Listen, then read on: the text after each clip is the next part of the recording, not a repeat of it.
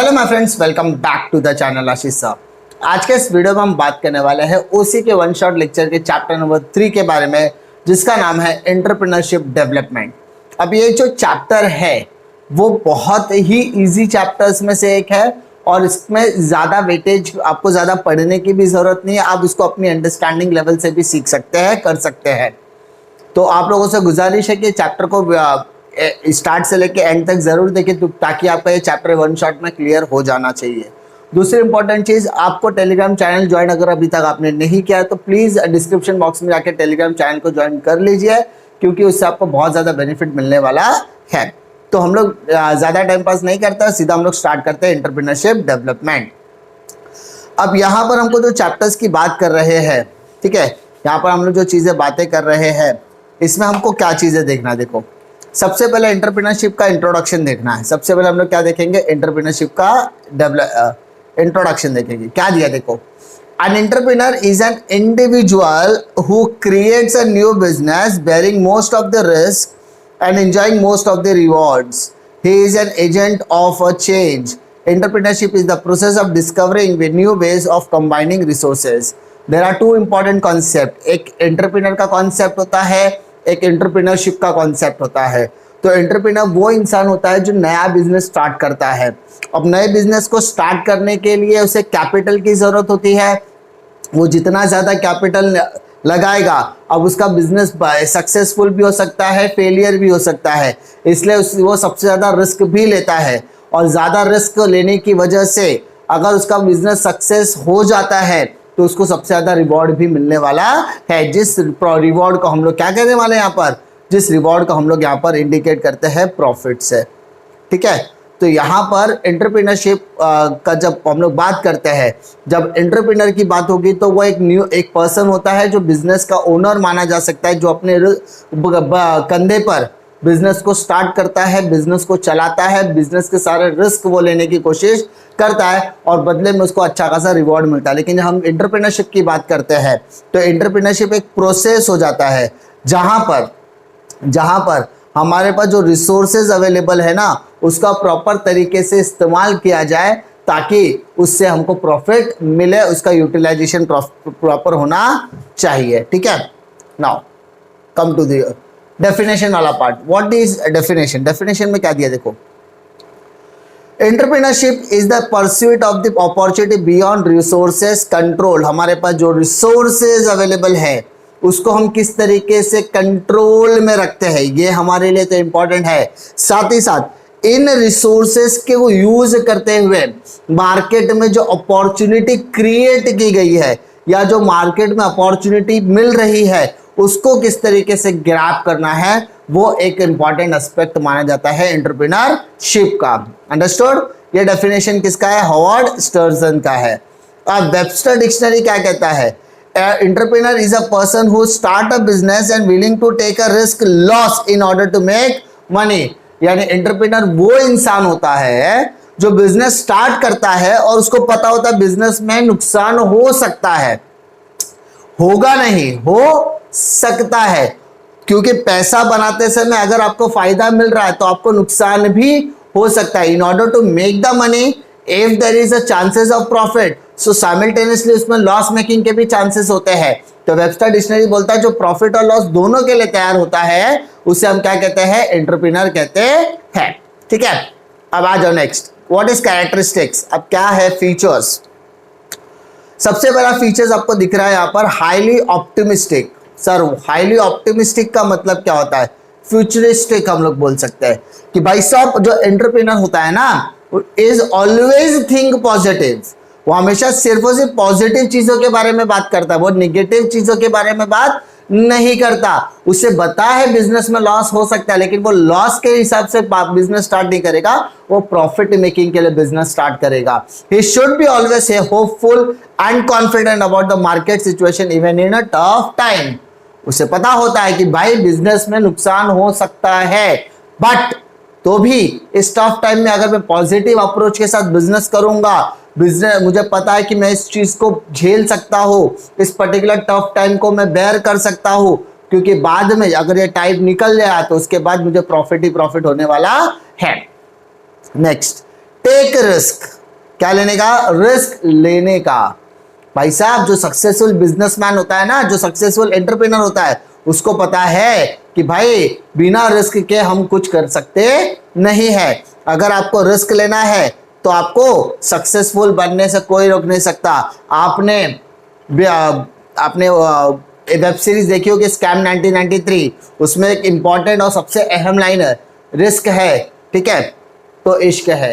याद है वो लाइन? सिर्फ ये एक सेंटेंस, एक डायलॉग, एक इम्पैक्टफुल डायलॉग डिलीवरी नहीं है, ये लाइफ है कि if you take the risk, तो रिस्क लेने के बाद आपके अंदर जो करेज होता है वो आपको एक बोलता है कि नहीं भाई रिस्क ले ले, क्योंकि रिस्क लेने से आप या तो आर या तो पार, यानी आप सक्सेसफुल या फेलियर। क्योंकि सक्सेसफुल और फेलियर ये दो जर्नी, ये दोनों एक दूसरे के ऑपोजिट है, लेकिन ये दोनों को खत्म करने का काम, ये दोनों में से कोई एक चुनने के लिए आपको रिस्क तो लेना ही पड़ेगा। अगर आप सक्सेस के पायदान पे जा रहे हो तो भी रिस्क आपके लिए इंपॉर्टेंट है, और अगर आपका रिस्क फैक्टर आपके साथ बैठ गया तो आपको सक्सेसफुल बनाएगा, अदरवाइज आपको फेलियर के पर गिरा भी सकता है। तो रिस्क है तो इश्क है, ये बहुत ज्यादा इंपॉर्टेंट है। इसलिए कहते हैं कि हर एंटरप्रेन्योर क्या लेता है? एक रिस्क तो लेता है, but important, what is important, the risk should be calculated risk. मैं आगे आने वाले 1 साल तक रेंट बेयर कर सकता हूं अगर मेरा बिजनेस बंद भी रहेगा। ड्यू टू लॉकडाउन मेरा बिजनेस बंद रहेगा तो मैं 1 साल तक लॉस बेयर कर सकता हूं। ये मेरा कैलकुलेटेड रिस्क है कि मुझे पता है कि मेरी रिस्क टेकिंग एबिलिटी कितनी है, जिससे मेरे घर पर कोई फर्क नहीं पड़ेगा, मेरे घर पर क्रेडिटर्स की लाइन नहीं लगेगी, मेरे घर पर लेनदार नहीं आएंगे पैसा लेने के लिए। ये मेरा कैलकुलेटेड रिस्क है। सिंपल। Next, flexible. जो एंटरप्रेन्योर होता है वो it should be a flexible mindset. भाई उसको पता है कि सिचुएशन कैसे भी हो सकती है। अब ये सिचुएशन देखने का, सामने वाले को समझने का, परखने का, सिचुएशन को जानबूझ के एनालाइज करने के बाद ये आप उसको क्या निकालोगे? सॉल्यूशन निकालने की कोशिश करते हो। इसीलिए अगर वो कैलकुलेटर रिस्क ले रहा है तो उसको पता है कि मुझे सिचुएशन के हिसाब से अपने आप को फ्लेक्सिबल भी करना होगा, क्योंकि बिजनेस में आपको कैलकुलेटेड रिस्क के साथ फ्लेक्सिबल माइंडसेट रखना भी जरूरी है, क्योंकि हर इंसान की सिचुएशन अलग हो सकती है, हर सिचुएशन का सोल्यूशन डिफरेंट हो सकता है। इसलिए एंटरप्रेन्योर का जो माइंडसेट है वो भी फ्लेक्सिबल होना चाहिए। क्रिएटिव। मेरा बिजनेस बाजू वाले के बिजनेस से ज्यादा अच्छा कैसे है? मेरा बिजनेस किसी और के बिजनेस से इंपैक्टफुल कैसे है? मैं अपने बिजनेस को बाकी के बिजनेस से नया कैसे दिखा सकता हूं? ये जो थिंकिंग है इसी को हम क्रिएटिवनेस बोलते हैं। तो एंटरप्रेन्योरशिप कहता है कि भाई मैं बिजनेस स्टार्ट करूंगा तो एक आइडिया के साथ स्टार्ट होऊंगा। तो ये स्टार्ट आइडिया जो होता है ना वो इंपैक्टफुल होना चाहिए, वो एकदम क्रिएटिव होना चाहिए। To be successful you need to always be thinking of new ideas and better ways of doing things. अगर आप लोगों को याद होगा तो आप लोगों ने शाहिद कपूर की एक मूवी देखी होगी, बदमाश कंपनी। आई होप आप लोगों ने देखी होगी। बदमाश कंपनी में एक डायलॉग है कि कोई भी धंधा पैसे से बड़ा नहीं होता है, बड़े आइडिया से बड़ा होता है। मतलब कोई भी बिजनेस में पैसा तो जरूरी है, कोई भी बिजनेस में पैसा तो जरूरी है। वी कैन नॉट इग्नोर कि capital is not important, but किसी भी बिजनेस को बड़ा करने के लिए एक बिजनेस आइडिया का होना जरूरी है। तो ये जो छोटे छोटे मूवीज के डायलॉग्स है ना बॉलीवुड में, वो आपको कुछ ना कुछ सिखाने का काम जरूर करते हैं। तो जैसे हम लोगों ने बताया रिस्क टेकिंग फैक्टर, तो वो स्कैम 1990 में उसने क्लियरली मेंशन किया है, रिस्क है तो इश्क है। वैसे क्रिएटिव आइडियाज के लिए बदमाश कंपनी का डायलॉग, शाहिद कपूर का डायलॉग बहुत बड़ा इंपॉर्टेंट यहाँ पर सीखने को मिलता है कि कोई भी बिजनेस बड़ा पैसे से बड़ा नहीं होता है, बड़े आइडिया से बड़ा बनता है। तो आपके पास वो क्रिएटिव आइडिया, आपके पास वो थॉटफुल आइडिया होना चाहिए, आपके पास वो इनोवेटिव आइडिया होना चाहिए जो आपके बिजनेस को उस पर्टिकुलर कॉम्पिटिटिव मार्केट में पैर जमाने के लिए क्या करेगा? मदद में करेगा। Next, future oriented. नेक्स्ट आ जाओ बेटा, फ्यूचर ओरिएंटेड। अब फ्यूचर ओरिएंटेड का मतलब क्या था? आपका जो भी बिजनेस होगा ना वो फ्यूचर के हिसाब से होना चाहिए। किसके हिसाब से होना चाहिए? फ्यूचर के हिसाब से होना चाहिए। एंड आप जो भी काम करो ना वो फ्यूचर ओरिएंटेशन के साथ होना चाहिए, क्योंकि हमें बिजनेस को आगे ले जाना है ना कि पीछे। तो बिजनेस का गोल होना बहुत ज्यादा जरूरी है, और जब हमको मकसद पता होता है तो हमें पता है उसको पाने के लिए हमें क्या चीजें करनी पड़ेगी। Next, self confidence. भाई साहब, आप बिजनेस में कितने भी बड़े बन जाओ, अगर आपके पास कॉन्फिडेंस नहीं है ना तो बिजनेस में कोई आपको खड़ा नहीं करेगा। मैंने कहीं पर एक छोटी सी स्टोरी पढ़ी थी कि एक बिजनेसमैन था, उस बिजनेसमैन का पूरा बिजनेस, पूरा कारोबार आग की लपेट में आ गया था, पूरा बिजनेस जल के खाक हो गया था। लेकिन वो बंदे का कमिटमेंट देखो, उस बंदे का कॉन्फिडेंस लेवल देखो, वो पूरा बिजनेस जलने के बावजूद उसने उस बिजनेस के प्लॉट के आगे एक खंबा गाड़ दिया, उस खंबे पे एक बोर्ड लगा दिया, उस बोर्ड में लिखा था कि बिजनेस तबाह हुआ है, हिम्मत नहीं। मतलब किसी को अगर अभी भी विश्वास है कि हमारा बिजनेस खड़ा हो सकता है तो आइए और आप हमारी कंपनी में साथ दीजिए। ये सेल्फ कॉन्फिडेंस है। भाई साहब, बिजनेस टूट सकता है, हमारा कॉन्फिडेंस टूट नहीं सकता, क्योंकि हर बिजनेसमैन एक पॉजिटिव अप्रोच के साथ ही बिजनेस करता है। अगर कोई भी बिजनेसमैन नेगेटिव अप्रोच के साथ बिजनेस करता है तो भाई साहब वो बिजनेस नहीं कर रहा है, वो अपने आप को धोखा देने का काम कर रहा है। Next, communication skill. अब किसी भी बिजनेस को नए मुकाम तक पहुंचाने के लिए communication skill plays a very very important role. अब बिजनेसमैन जो होता है ना, वो सिर्फ और सिर्फ बिजनेस की चार दीवारी में नहीं बैठा होता है, वो बहुत लोगों से कम्युनिकेट करता है। कस्टमर से कम्युनिकेशन करना, गवर्नमेंट ऑफिशियल से कम्युनिकेशन करना, एम्प्लॉयज के साथ कम्युनिकेशन करना, उसके बाद जो सप्लायर आता है उसके साथ कम्युनिकेशन करना, बैंक के साथ कम्युनिकेशन करना, इन्वेस्टर के साथ कम्युनिकेशन करना। तो उसके पास जो आइडियाज है, उसके पास जो प्लान्स है, वो सभी लोगों को समझाएगा, वो सभी अपने विजन को लोगों के साथ शेयर करेगा। तो उसके पास वो कम्युनिकेशन स्किल होनी चाहिए। There should not be a gap between communication, दोनों के कम्युनिकेशन में कोई गैप नहीं होना चाहिए। दो पार्टियों के बीच में जब वार्तालाप हो रहा है, दो पार्टियों के बीच में जब बातचीत हो रही है, तो उसमें किसी भी तरीके का मिसकंसेप्शन और मिसकम्युनिकेशन नहीं होना चाहिए, क्योंकि बिजनेस को उससे क्या मिलेगा, नुकसान मिलता है। आई होप आपको फीचर्स में कोई भी दिक्कत नहीं है। अब यहाँ पर जो क्वालिटीज वाला पार्ट है ना, ये इस साल के लिए रिड्यूस किया गया है, इसलिए हम लोग इसको फिलहाल नहीं करते। ठीक है, अब हम लोग आगे की तरफ बढ़ते हैं, नेक्स्ट क्वेश्चन की तरफ बढ़ते हैं। फंक्शंस ऑफ एंटरप्रेन्योर, यानी एंटरप्रेन्योर को क्या काम करना चाहिए। फंक्शंस ऑफ एंटरप्रेन्योर, देखो भाई साहब, एंटरप्रेन्योर का क्या क्या फंक्शंस होता है। पहला फंक्शन उसका है इनोवेशन। मेरा बिजनेस भाई साहब किसी और के बिजनेस से नया कैसे है, मेरे पास जो भी इस रिसोर्सेज अवेलेबल है, मैं जो भी गुड्स में डील कर रहा हूं, मैं जो भी सर्विसेज में डील कर रहा हूं, वो कंपटीशन लेवल पर कॉम्पिटिटिव है क्या, मेरा बिजनेस बाजू वाले के बिजनेस से नया है क्या, मेरे पास जो गुड्स है, मेरे पास जो सर्विसेज है, क्या मैं उसको बेच सकता हूं क्या, कस्टमर मेरे गुड्स एंड सर्विसेज को हाथों हाथ कैसे लेंगे, ये इनोवेशन है। अगर आपके विजन में क्लैरिटी है तो आपको पता चलेगा कि भाई साहब हमें एक नए प्रोडक्ट के इनोवेशन की जरूरत है, उसी को हम क्या कहते हैं, इनोवेशन। Next, risk taking. हमने जो फीचर्स पढ़े ना, उसमें मोस्ट ऑफ द पॉइंट यही सब आएंगे। अभी जो एंटरप्रेन्योर होता है ना, वो एक ऐसे प्रोसेस के दरमियान गुजर रहा है, वो एक ऐसे प्रोसेस का हिस्सा है जिसमें रिस्क टेकिंग एबिलिटी बहुत ज्यादा इंपॉर्टेंट है। क्योंकि बिजनेस में आप मुझे 100 रुपए क्यों दोगे, if you are giving 100 rupees to me, आप मुझे 100 रुपए दे रहे हो तो उसके पीछे भी आप रिस्क ले रहे हो। अब वो रिस्क, अगर आप मैं 100 रुपए लेके भाग गया तो इसका मतलब आपका 100 रुपए डूब गया, तो वो लॉस हो गया। लेकिन अगर मैंने आपको वही 100 रुपए लेकर मैं आपको 100% फेथ के साथ पूरा का पूरा लेक्चर कमिट करके पुट ऑन कर रहा हूँ, तो यानी आप मुझ पे क्या करोगे, भरोसा करो, तो risk taking ability will be going to convert into the next level. इसलिए कहते हैं कि भाई इंटेलिजेंट लेवल का जो एंटरप्रेन्योर होते हैं ना, वो हमेशा कैलकुलेटेड रिस्क लेने का पे विश्वास रखते हैं।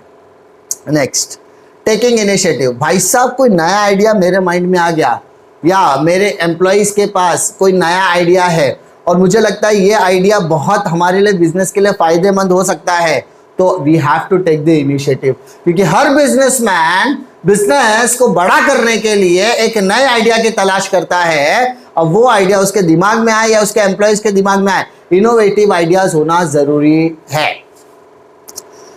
Organising resources. भाई साहब हमारे पास जो भी रिसोर्सेज अवेलेबल है ना, whether it is a man made resources, whether it is a physical resource है जिसको हम हमारे पास एटमॉस्फेयर में जो हमारे पास मैन है, मटेरियल है, मशीन्स है, मेथोडोलॉजी है, इन सारे रिसोर्सेस को एक जगह पर अरेंज करने से हमें डिजायर्ड रिजल्ट मिल सकते हैं।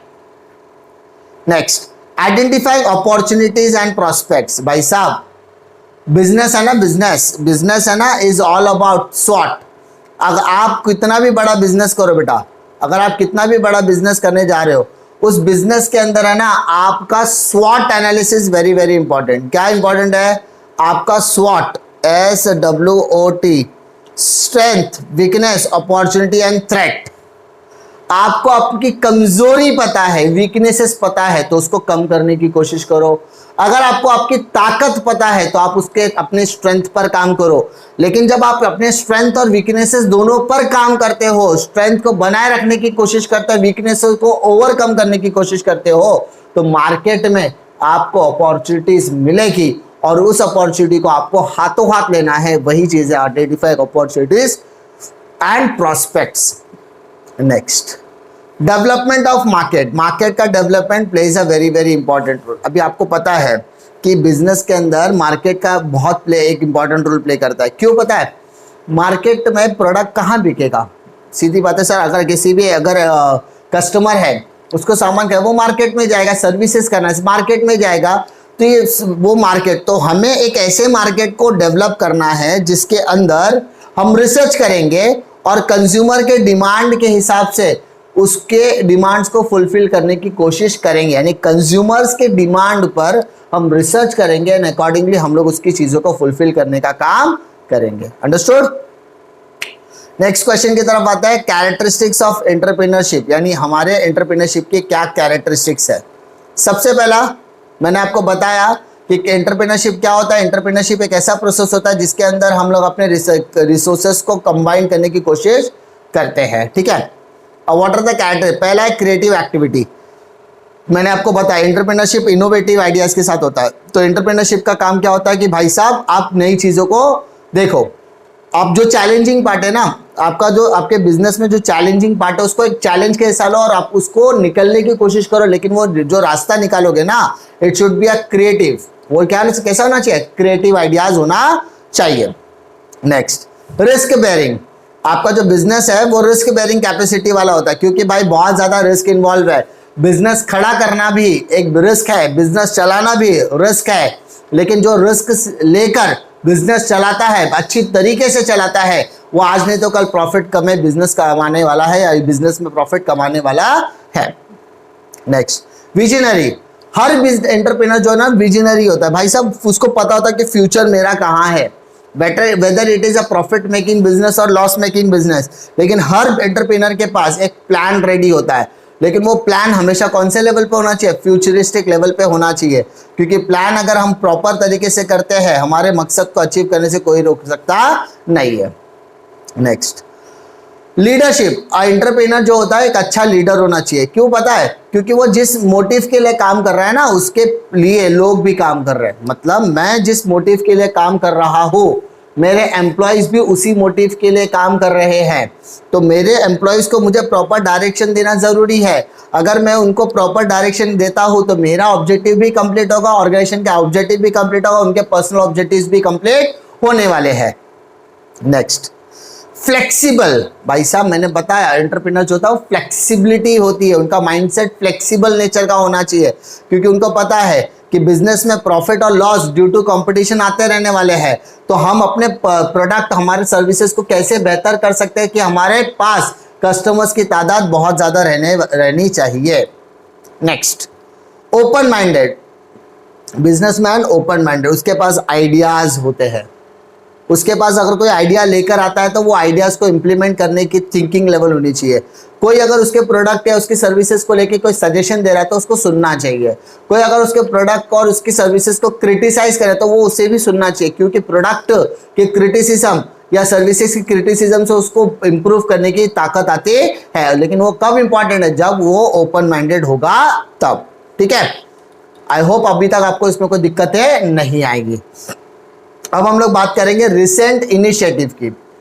कि भाई साहब इंडिया के अंदर या वर्ल्ड इकोनॉमी के अंदर एंटरप्रेन्योर्स को लेकर कितना सीरियसनेस है। तो यहां पर जब से स्टार्टअप इंडिया आया है, सबसे पहला अगर कोई इनिशिएटिव अगर आपने सुना होगा तो वो होगा स्टार्टअप इंडिया। सर ये स्टार्टअप इंडिया होता क्या है? It is an initiative which is taken by government of India. Government of India ने क्या किया, इसका इनिशिएटिव लिया। सर इसे अनाउंस किसने किया? इसको अनाउंस किया हमारे Indian prime minister mister Narendra Modi ji ने। वो भी कब किया? 15 अगस्त 2015 को किया। कहां पर किया? लाल किले पर। आपको याद होगा इंडिपेंडेंस डे के दिन रेड फोर्ट या पर जब तिरंगा लहराया जाता है तो नरेंद्र मोदी जी ने स्टार्टअप इंडिया की मुहिम शुरू की थी, जिसके अंदर उन्होंने कहा था हमें 3 चीजों पर कॉन्सेंट्रेट करना, हमारा एक्शन प्लान क्या होना चाहिए ऑफ द इनिशिएटिव। तो पहला है सिंप्लीफिकेशन एंड हैंड होल्डिंग, दूसरा फाइंडिंग सपोर्ट एंड इंसेंटिव्स, तीसरा इंडस्ट्री एकेडमिया पार्टनरशिप एंड इंक्यूबेशंस। मतलब हमें बिजनेस को सपोर्ट देना है। अब वो सपोर्ट आपका फाइनेंशियली भी हो सकता है, रिसोर्सफुल भी हो सकता है। अगर हम नए बिजनेसमैन को सपोर्ट करते हैं, एज अ इनिशिएटिव बेसिस पर स्टार्टअप इंडिया शुरू करते हैं, जो बिजनेस शुरू करने की लालसा रख रहे हैं, इच्छा रख रहे हैं, विलिंगनेस है, जो उनकी डिजायर है, अगर हम उनको प्रॉपर तरीके से सपोर्ट कर रहे हैं तो ये इंडस्ट्री एक नए लेवल पर लेकर जाएगी, जिससे लोगों को एम्प्लॉयमेंट भी मिलने वाला है। Startup India is defined as an entity that headquartered in India, which was opened less than 10 years ago and has an annual turnover less than 100 crores। यानी स्टार्टअप इंडिया के अंदर ऐसा कहा गया कि पिछले 10 सालों में जो बिजनेस स्टार्ट हुए हैं या उनका जिनका टर्नओवर 100 करोड़ या उसके अंदर है, उसको स्टार्टअप इंडिया का टैग लगा दिया गया है।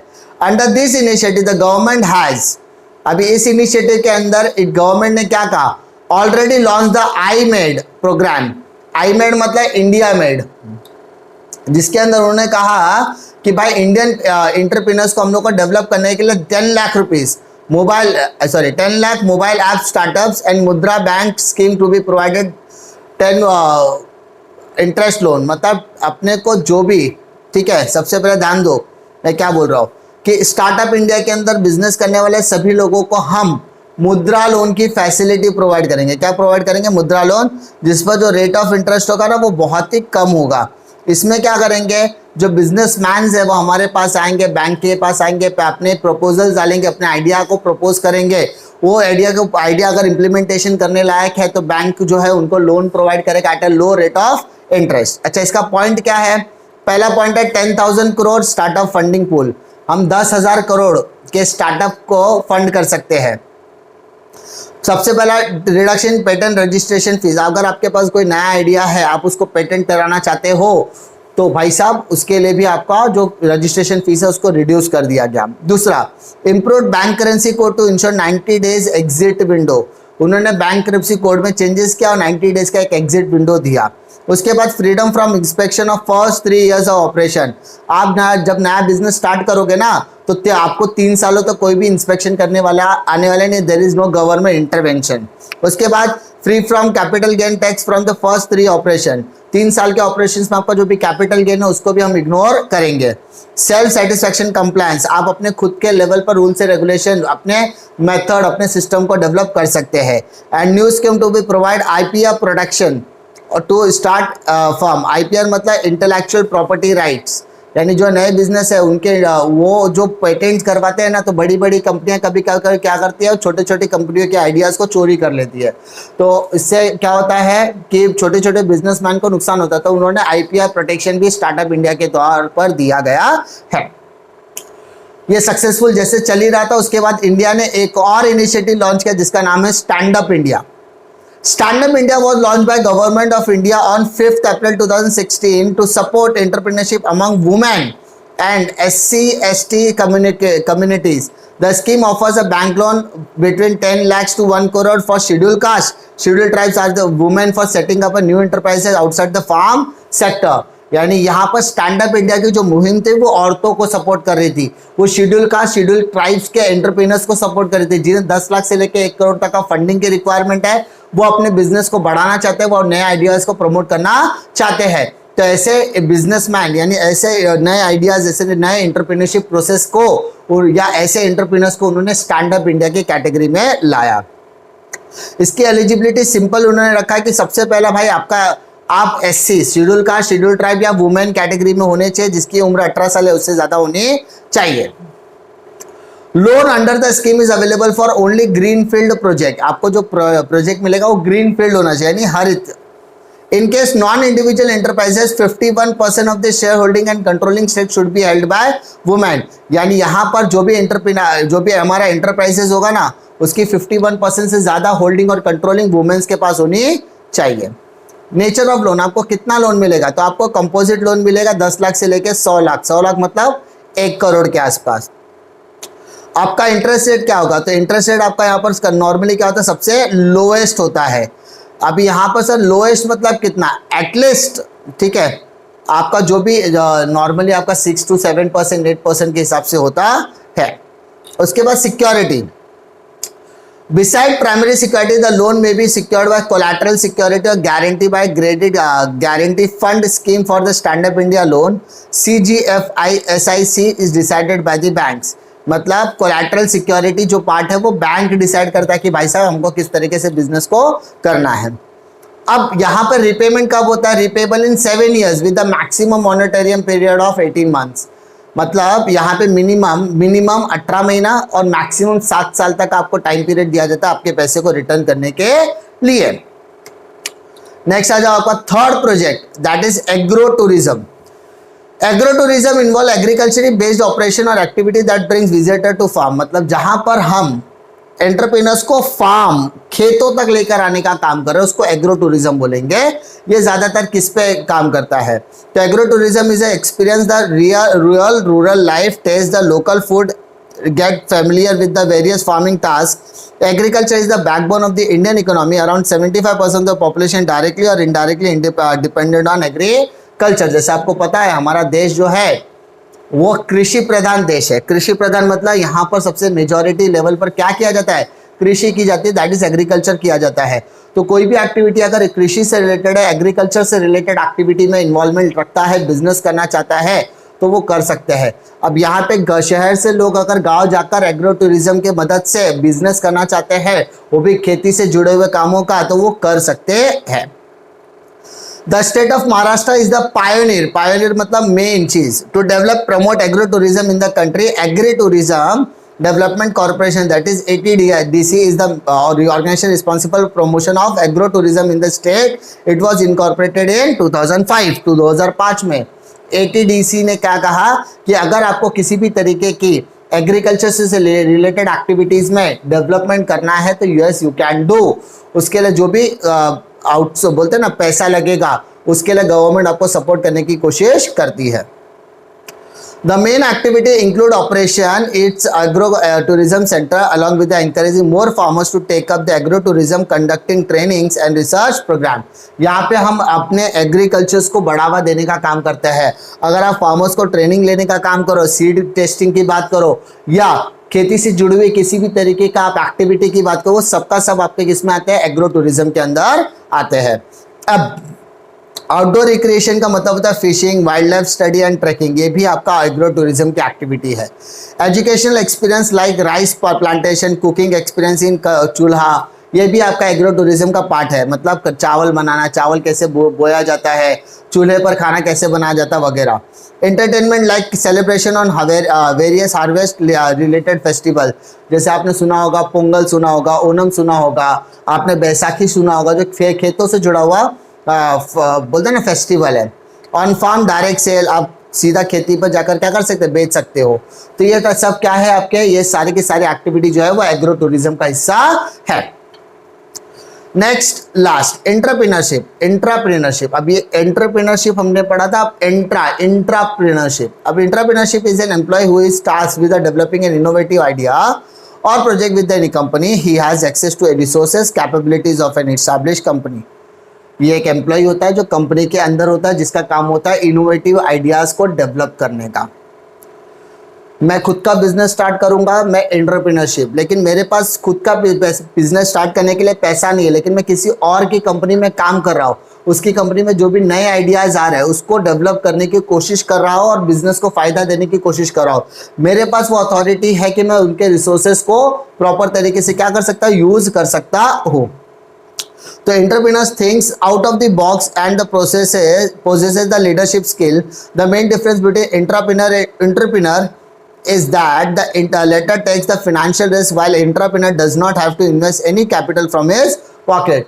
मतलब अगर मैं एंटरप्रेन्योर ENTRE एंटरप्रेन्योर की बात करूं तो वहां पर आपको अपने जेब से पैसे लगाने पड़ेंगे और बिजनेस शुरू करना पड़ेगा।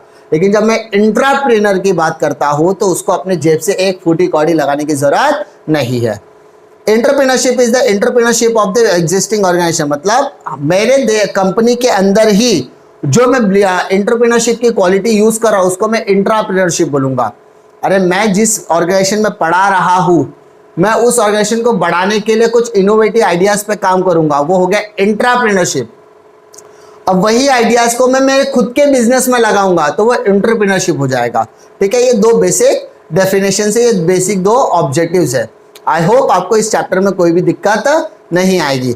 अगर आपको कोई भी दिक्कत आती है तो आप अपना कमेंट सेक्शन में कमेंट ड्रॉप कर सकते हैं। दूसरी इंपॉर्टेंट चीज, टेलीग्राम चैनल को जरूर ज्वाइन कीजिए क्योंकि वहां पर आपको डेली अपडेट्स मिलेंगे। साथ ही साथ आपको वहां पर टेस्ट सीरीज वगैरह भी प्रोवाइड की जा रही है at a free of cost. और डिस्क्रिप्शन बॉक्स में आपको वन शॉट लेक्चर्स की भी लिंक मिल जाएगी। साथ ही साथ अकाउंटेंसी का पूरा सिलेबस मैंने वहां पर फ्री ऑफ कॉस्ट पढ़ाया था, उसकी लिंक भी आपको वहां पर मिल सकती है जिसका आप एडवांटेज ले सकते हैं। उम्मीद करता हूं कि आपको वीडियो पसंद आएगा। अगर वीडियो पसंद आता तो लाइक करो, दोस्तों में जरूर शेयर कीजिए। इसी तरीके के वीडियो के लिए चैनल पे बने रहे। मिलता हूं मैं आपको अगले वीडियो में एक और नई जानकारी के साथ, तब तक के लिए जय हिंद।